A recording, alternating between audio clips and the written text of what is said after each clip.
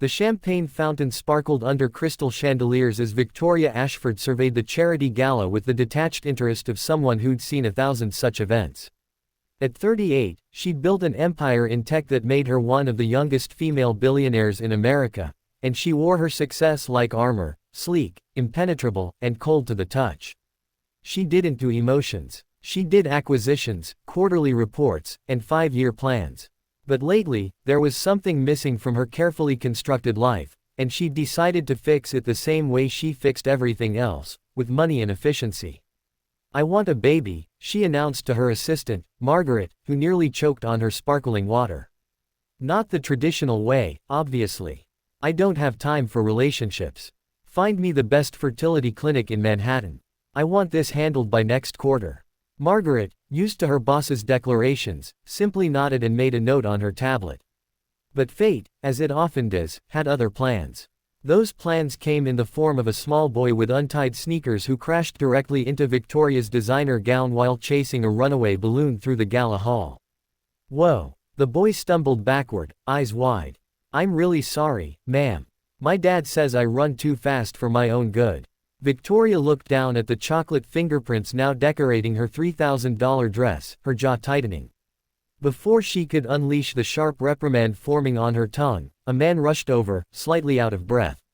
"Max, buddy, what did I tell you about running inside?"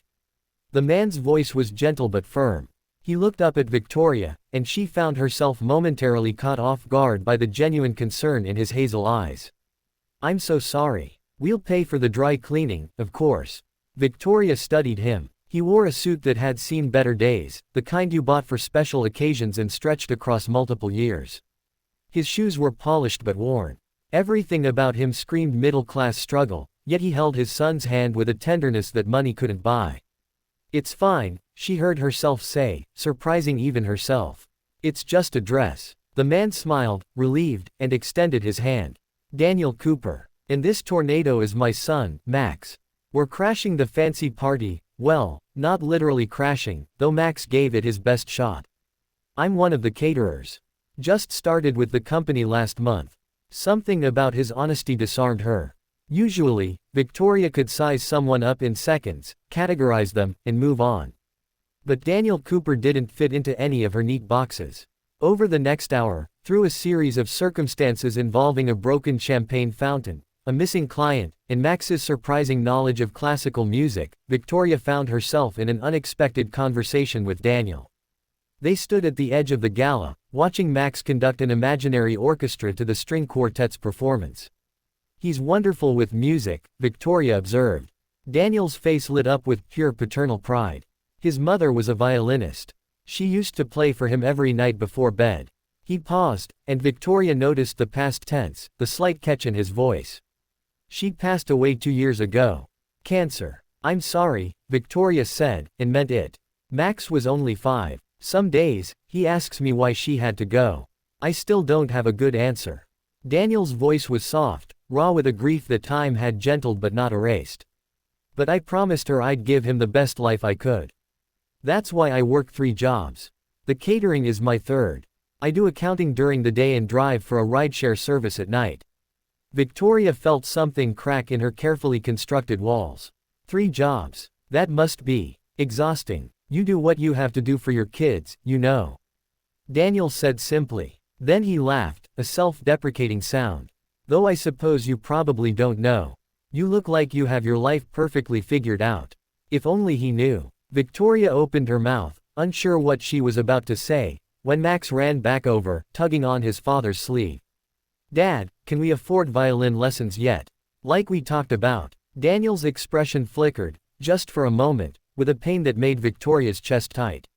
"Not yet, buddy. But soon. I'm saving up. You promised when I turned 8 I could try. I'm 8.5 now." "I know, Max. I know. Just a little longer." Daniel ruffled his son's hair, forcing brightness into his voice. "Why don't you go check out the dessert table? I bet they have those chocolate things you like." As Max scampered off, Victoria did some quick mental math. Violin lessons in Manhattan, even basic ones, could run $200 a month. For someone working 3 jobs just to make ends meet, that was likely an impossible luxury. "May I ask you something?" Victoria said suddenly. If you could have anything for Max, anything at all, what would it be? Daniel looked at her curiously. That's a strange question. Humor me. He thought for a moment, his gaze distant. Time, he said finally. I'd want more time with him. Quality time, not the exhausted scraps I have left after working 16-hour days. I'd want to be there when he wakes up, not just to rush him to school. I'd want to help with homework without falling asleep at the kitchen table. I'd want to take him to the park on Saturdays instead of sleeping through the weekend trying to recover. He laughed sadly. But time doesn't work that way, does it? Especially not for people like me. Victoria thought about her earlier declaration to Margaret. I want a baby. She'd said it so casually, as if a child were another asset to acquire, another box to check on her life's to-do list.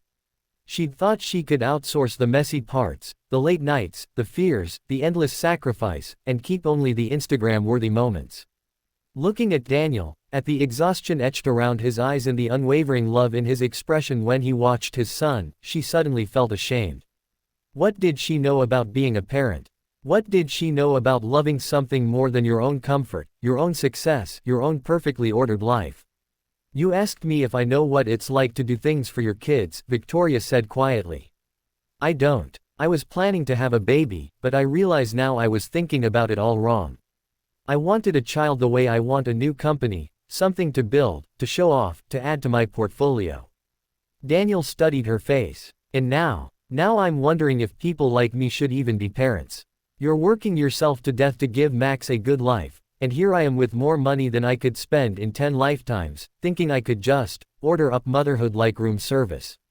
Hey, Daniel said gently. That's not fair to yourself. At least you're thinking about it. At least you're asking questions. Plenty of people, rich, poor, everything in between, have kids without considering what it really means. They were interrupted by Max's return, this time with chocolate smeared on his cheek and wonder in his eyes. Dad, they have a chocolate fountain. A real one. Can I have some? May I? Daniel corrected automatically, and Max grinned. May I have some? One plate. And try not to bathe in it, okay. As Max dashed off again, Victoria made a decision. She pulled out her phone and typed quickly, then looked up at Daniel. I have a proposition for you. My company is expanding our accounting department. We need a senior accountant. The salary is $120,000 a year, full benefits, and reasonable hours, strictly 9 to 5, no weekends. I'd like to offer you the position. Daniel's expression shifted from confusion to disbelief. What? Why? Because you're clearly hardworking, responsible, and you deserve to have dinner with your son instead of falling asleep at the table. Also, because talking to you tonight made me realize something important. She paused. I'm not ready to be a parent. Maybe I never will be. But I can help someone who already is. Someone who's doing it right. This is charity, Daniel said, his voice tight. I don't need. It's not charity. It's a job offer. You'll work for it, trust me. Our accounting department is a nightmare, and Margaret tells me you have impressive credentials. You graduated top of your class at NYU, worked at a prestigious firm before, she hesitated, before life happened. We'd be lucky to have you. Daniel's eyes glistened. I can't just accept. Yes, you can. And there's one more thing. Victoria pulled out her checkbook, scribbled quickly, and handed him a check. This is for Max's violin lessons. 2 years' worth, at the best music school in the city. Consider it a signing bonus. Daniel stared at the check, his hands shaking. Why are you doing this? Victoria thought about her answer carefully. Because an hour ago, I thought having a baby was about what I wanted. You taught me it's about what they need. And right now, what Max needs is his father. Not his exhausted, burnt-out father working 3 jobs, but the father who lights up when he talks about him, who notices his love for music, who promises to save up for lessons even when he's drowning in bills. A tear slid down Daniel's cheek. He wiped it away quickly, laughing. I don't know what to say. Say you'll start Monday. 3 months later, Victoria sat in her office reviewing quarterly reports when Margaret buzzed her. You have a visitor, Ms. Ashford. Daniel Cooper and his son. They entered, Max holding a violin case that was almost as big as he was. He approached her desk with the solemnity of a child on an important mission. Ms. Ashford, I wanted to play something for you. My teacher says I'm pretty good for a beginner. Victoria smiled, a real smile, the kind that reached her eyes. I'd be honored. Max rosined his bow with great concentration, positioned the violin under his chin, and began to play. It was simple, a basic melody, but he played it with such earnest joy that Victoria felt her throat tighten. When he finished, she clapped, and Max beamed. Thank you, Daniel said quietly, for giving me my life back. For giving me time with my son. Victoria shook her head. Thank you for teaching me that some things can't be bought or scheduled or acquired. Some things have to be earned through sacrifice and love. As they left, Victoria turned to her window, looking out over Manhattan. She thought about babies, about parenthood, about the difference between wanting something and being ready for it. Maybe someday she would be ready. Maybe someday she would understand what Daniel knew instinctively, that true wealth wasn't measured in stock portfolios or real estate holdings, but in chocolate-smeared kisses and off-key violin recitals and the privilege of being someone's whole world. For now, she had learned something more valuable than any business degree could teach. That sometimes the greatest act of love is recognizing what you don't know, and sometimes the greatest strength is knowing when to learn from someone who has less but understands more. Her phone buzzed. Margaret, reminding her about the fertility clinic appointment she'd scheduled months ago. Victoria deleted the reminder and smiled. She wasn't ready yet, but when she was, she'd be ready for the right reasons. Having learned from a single father in a worn suit that parenthood isn't about what you can provide, it's about who you become when someone needs you to be everything.